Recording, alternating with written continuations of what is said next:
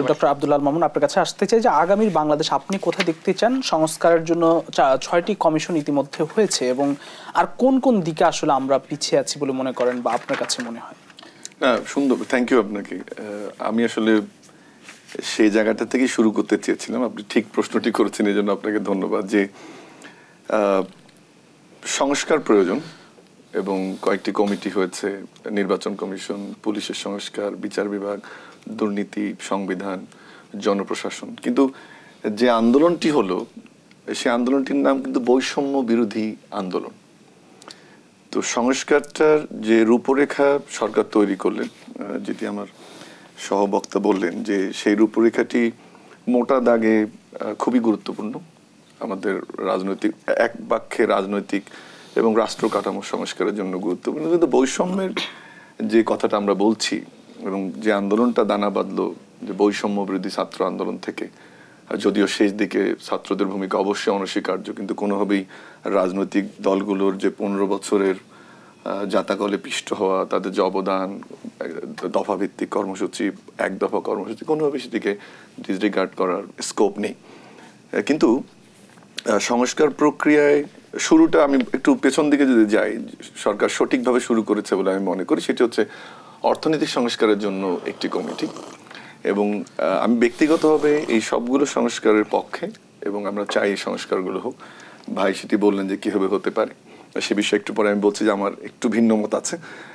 But আমি দেখতে চাই যে একটি বৈষম্যহীন সমাজ নির্মাণে আমাদের যে দীর্ঘদিনের অপেক্ষা, সেটি কীভাবে সংস্কার প্রক্রিয়া আসে এবং কেন আমরা রাজনৈতিক সংস্কার, পুলিশের সংস্কার, দুর্নীতির সংস্কারটা বলছি, আমাদের সামাজিক কাঠামোর মধ্যে যে সংস্কার সেটির কথা কেন বলছি না, আমাদের যে রাজনৈতিক সংস্কৃতির মধ্যে যে সংস্কার সেটির কথা কেন বলছি না, রাজনৈতিক দলগুলোর মধ্যে সংস্কার কেন বলছি না। বৈষম্যের জায়গাটা যদি আমরা আসি, প্রথমত অর্থনৈতিক বৈষম্য, এবং যে আন্দোলনটি শুরু হয়েছিল সেটি কিন্তু এমপ্লয়মেন্টের জন্য বা চাকরির জন্য। কেন? কারণ আমাদের প্রাইভেট সেক্টরের গ্রোথ হয়নি। একটি ফ্যাসিস্ট সরকার একটা ফ্যাসিস্ট ইকোনমি ডেভেলপ করেছিল, যেখানে একটি শ্রেণীর হাতে সম্পদ কুক্ষিগত হয়েছিল, অর্থ ব্যবস্থা কুক্ষিগত হয়েছিল, যে কারণে সমাজে একটা মডেল বা বৈষম্যমূলক অবস্থা বিরাজমান থাকা অবস্থায় কিছু মেগা প্রজেক্ট বাস্তবায়ন করে আরও বৈষম্য বাড়িয়ে দেওয়া হয়েছে। জিডিপিতে যে প্রজেক্টগুলো যে কন্ট্রিবিউশন করার কথা ছিল সেটি হয়নি, যে মূল্যে প্রজেক্টগুলো বাস্তবায়ন করার কথা ছিল তার চেয়ে বেশি হয়েছে। তাতে কি হয়েছে, আমাদের বাস্তবতার যে দারিদ্রতার হার সেটি কিন্তু আরো বেড়েছে।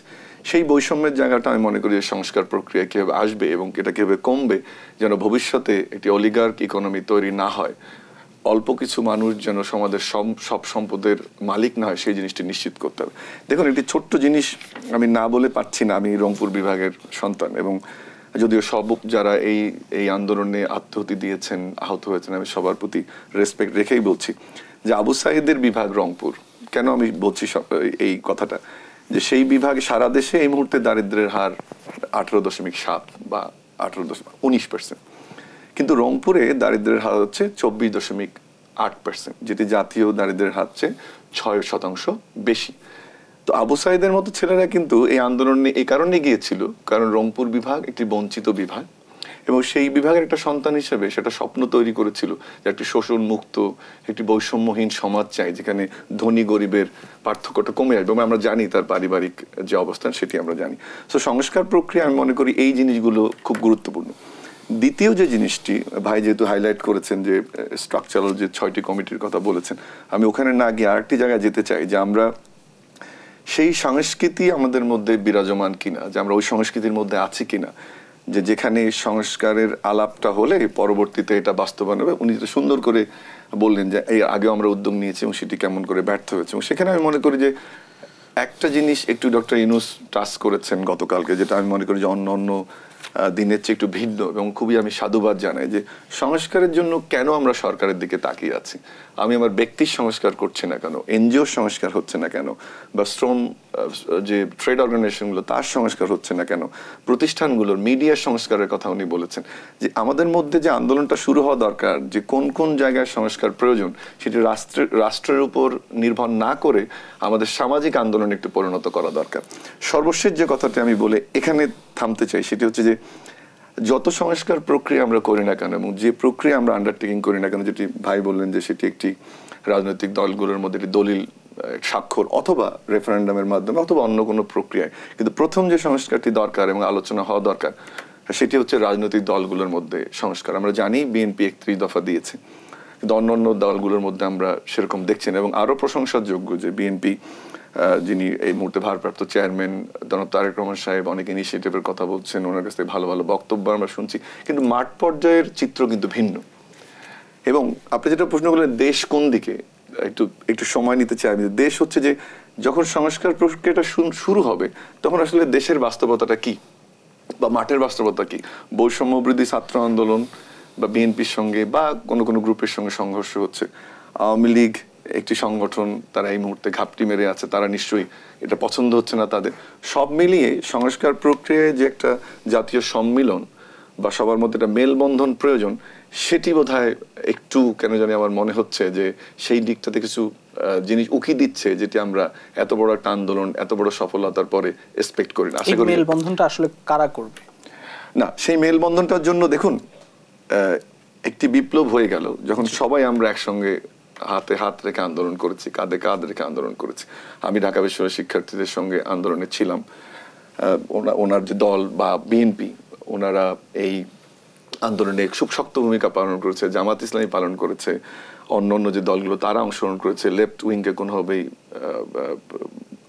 ডিসরিগার্ড করার কোনো স্কোপ নেই। কিন্তু যে মুহূর্তে ঘটনাটি ঘটলো, আমাদের যে দীর্ঘদিনের সংস্কৃতি, যে ক্ষমতার ভাগাভাগি বা পাওয়ার স্ট্রাকচার বা পলিটিক্যাল স্ট্রাকচারের যে সিস্টেম, কেন জানি মনে হচ্ছে আমরা ওখানে খুব দ্রুত ফিরে যাচ্ছি এবং সে কারণে কিন্তু সংঘাতটা দেখতে পাচ্ছি। যেমন ধরুন, আমি মনে করি যে শিক্ষার্থীরা একটি বিপ্লব করেছে, তাদের রাজনীতি করার অবশ্যই পূর্ণ অধিকার আছে। তাদেরকে সাজেশন দেওয়ার দরকার নাই যে তোমরা ঘরে ফিরে যাও, পড়াশোনা করো। ভাই এখানে আছেন, একটু আগে আমাদের কথা হচ্ছিল, উনি এস এম হলে থাকতেন, আমি এস এম হলে ইউনিভার্সিটি প্রভোস্ট।